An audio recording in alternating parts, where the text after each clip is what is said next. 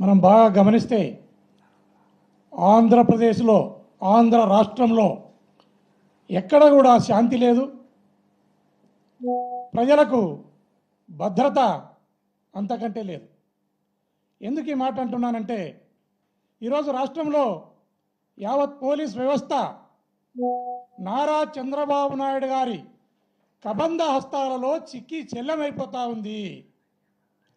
ఆయన ఉక్కు పిడికిల్లో పోలీస్ వ్యవస్థ బందీ అయిపోయింది.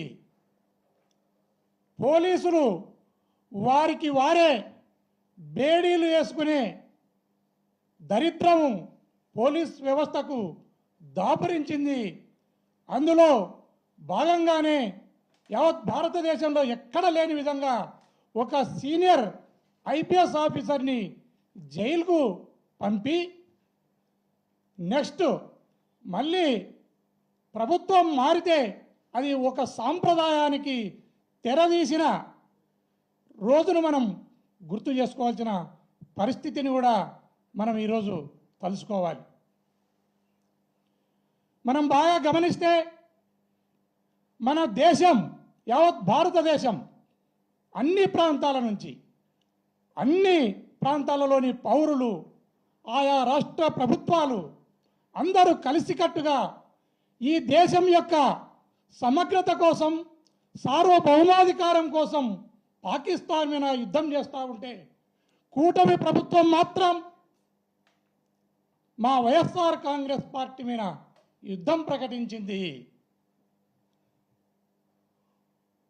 అడవి పంది వచ్చి సేనును మేసిపోతే, పొలాన్ని మేసిపోతే ఊర పంది చెవులు కోసినట్లు ఈ ప్రభుత్వం వ్యవహరిస్తూ ఉంది. దీన్ని ప్రజలందరూ కూడా గమనించాలి అని నేను వేడుకుంటున్నాను.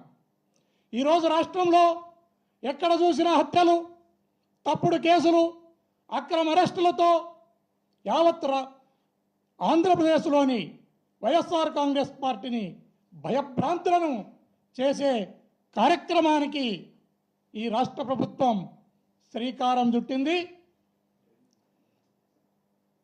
ఎప్పుడు ఎలక్షన్ జరిగినా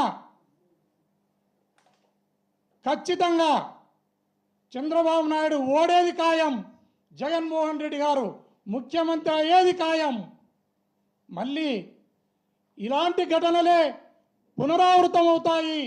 మీరు కూడా జైల్లోకి పోయే రోజులు దగ్గరలోనే ఉన్నాయి.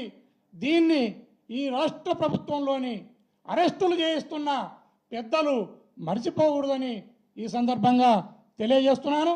అదేవిధంగా ఈరోజు అనంతపురం జిల్లాలో మొన్నటికి మొన్న రాప్తాడు నియోజకవర్గంలో లింగమయ్య అనే వ్యక్తిని హత్య చేస్తే ఆ హత్య మరకలు ఆరకముందే ఈరోజు వైఎస్ఆర్ కాంగ్రెస్ పార్టీకి సంబంధించిన నారాయణ రెడ్డి, ముత్యాలమ్మ అని ఒక భార్యాభర్తను కూడా అత్యంత దారుణంగా ఆ లోకల్గా ఉన్న పరిటాల సునీతమ్మ ఆధ్వర్యంలోనే ఈ మర్డర్ జరిగిందని ప్రజలు చెప్పుకుంటున్నారు. ఇలా హత్యలు చేసుకుంటూ ఈ హత్యా రాజకీయాలను కంటిన్యూ చేసుకుంటూ పోతే ఈ ప్రజాస్వామ్యానికి ఎలాంటి విఘాతం కలుగుతుందో ప్రజాస్వామ్యవాదులంతా కూడా గమనించాలి. దాన్ని పక్కన పెడితే ఈరోజు ఈ మద్యం కుంభకోణం విషయంలో ఈ రాష్ట్ర ప్రభుత్వం చేస్తున్నది ఏంటంటే ఖచ్చితంగా దీంట్లో జగన్మోహన్ రెడ్డి గారిని అరెస్టు చేయాలి అన్న ఉద్దేశంతోనే ఈ ప్రభుత్వం ముందుకు పోతా ఉంది. ఆయనను అరెస్ట్ అయినా చేయాలి, లేదా భౌతికంగా అయినా ఆయనను నిర్మూలన చేయాలని కంకణం కట్టుకున్నట్లు ఈ రాష్ట్ర ప్రభుత్వం భావిస్తూ ఉంది.